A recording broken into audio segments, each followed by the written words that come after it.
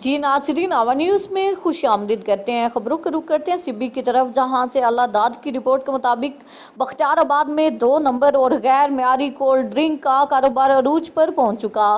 رمضان المبارک میں ایجنسی مالکان اور ڈیلرز کی جانب سے غیر معیاری کولڈ ڈرنک کا کاروبار کرنے سے عوام میں مختلف بیماریاں پھیلنے کا خدشہ بڑھ گیا۔ بختیار آباد میں رمضان المبارک کے مہینے میں غیر معیاری کولڈ ڈرنکس کی بھرمار۔ افسوس کی بات ہے کہ سادہ عوام کو کوک پیپسی کے نام پر 2 نمبر اور غیر معیاری برانڈ سپلائی کر کے ایک طرف لوٹا جا رہا ہے تو دوسری جانب غیر معیاری کولڈ ڈرنک کی وجہ سے عوام میں مختلف قسم کی بیماریاں جنم لینے کا خدشہ بھی موجود ہے۔